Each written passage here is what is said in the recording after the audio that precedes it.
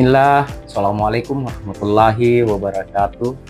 Saya Ilham Permana, mahasiswa pasca sarjana Ilmu Administrasi Publik Universitas Muhammadiyah Makassar, dengan nomor induk mahasiswa 1050 311 00224. Pada hari ini saya akan mencoba untuk menjelaskan materi topik 7 dari inovasi administrasi dan kebijakan publik.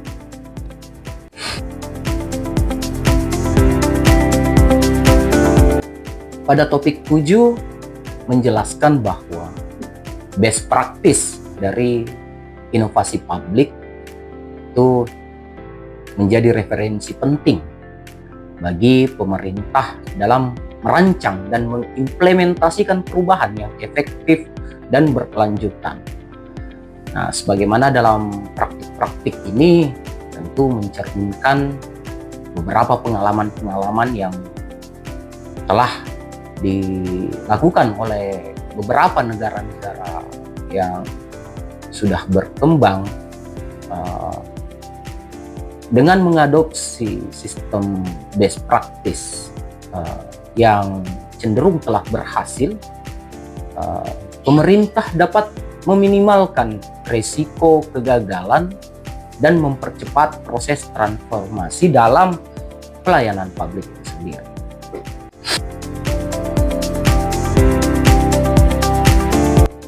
Sebagai salah satu contoh, beberapa contoh bisa kita ambil dari negara-negara maju yang hari ini telah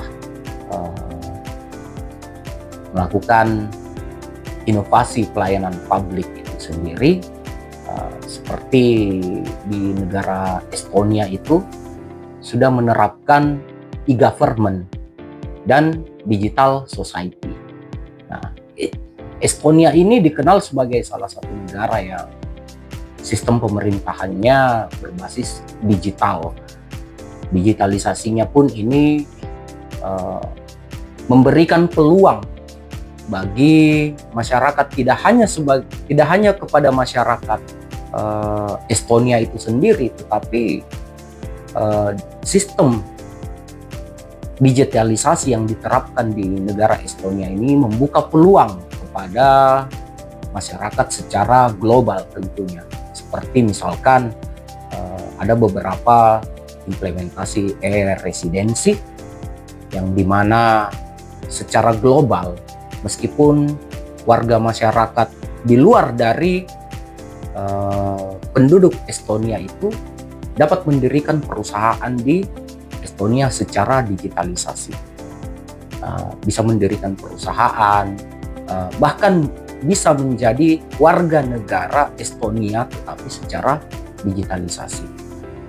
Terus ada sistem e-tax, di mana sistem e-tax yang diterapkan di Estonia itu sendiri adalah sebuah aplikasi yang memudahkan masyarakat untuk membayar pajak secara digital.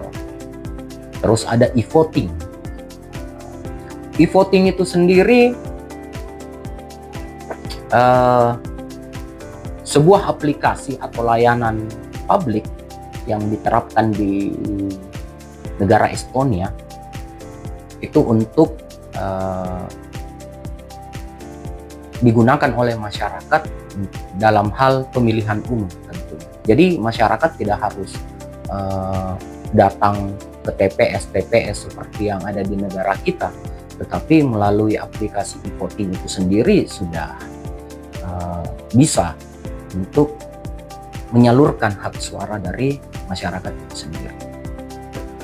Selanjutnya di negara Swedia itu ada sistem inovasi kebijakan lingkungan, di mana di Swedia ini memang salah satu negara yang menjadi pelopor dalam kebijakan green energy atau energi hijau.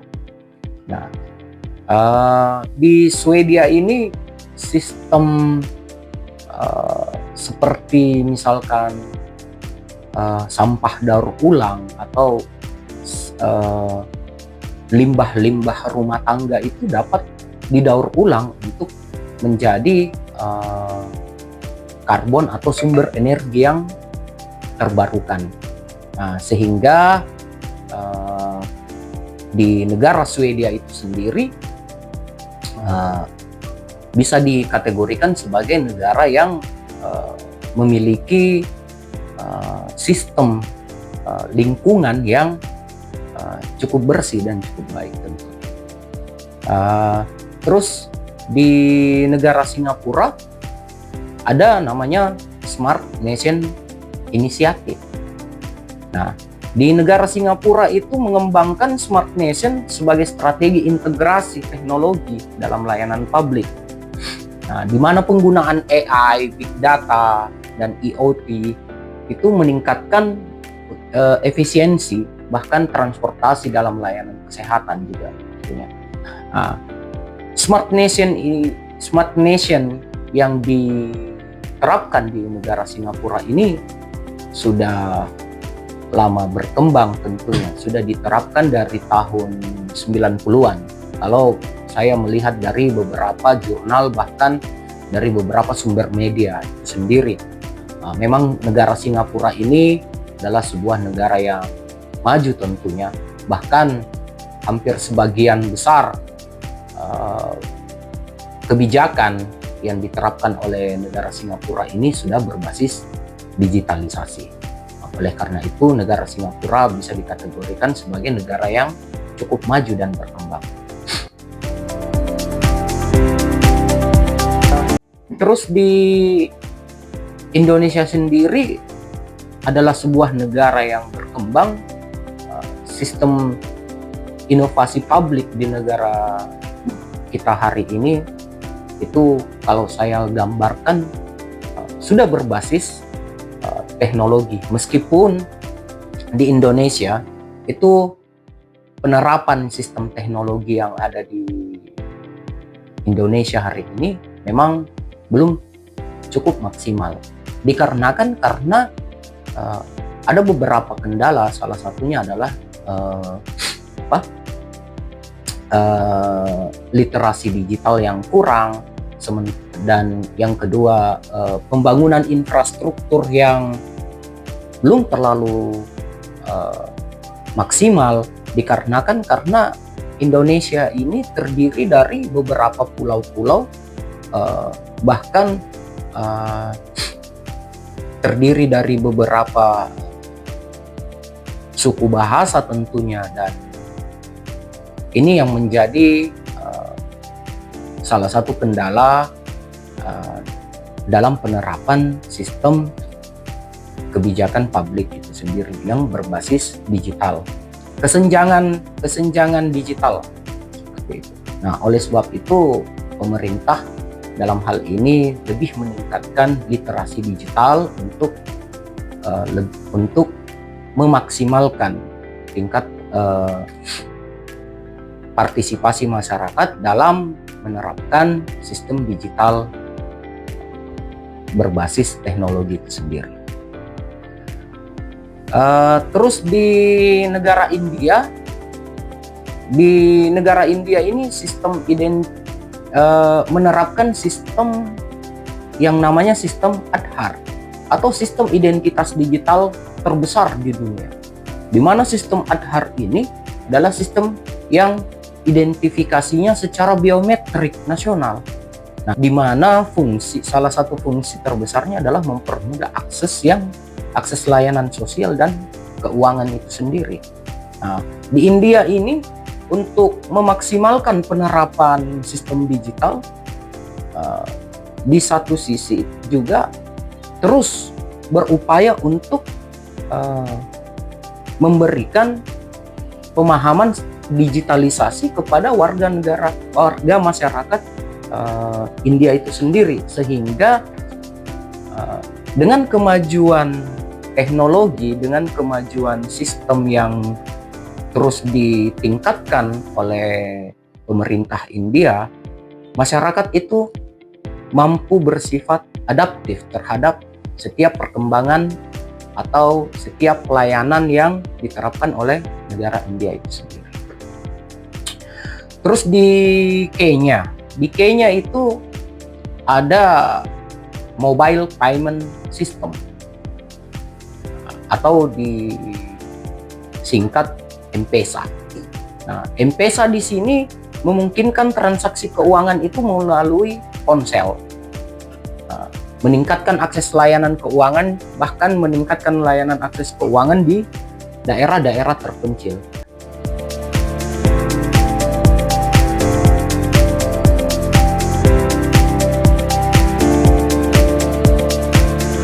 Dari beberapa contoh kasus atau contoh dari negara-negara maju yang telah menerapkan sistem digitalisasi,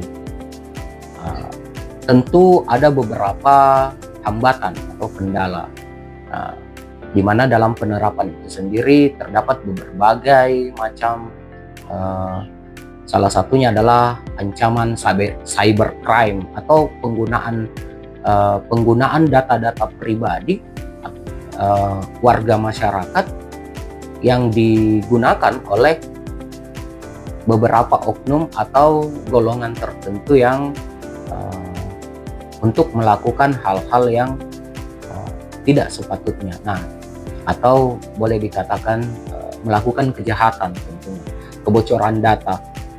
Bahkan di Indonesia sendiri itu sudah ada beberapa kasus tentunya kebocoran data, termasuk data BPJS di tahun 2021 itu pernah.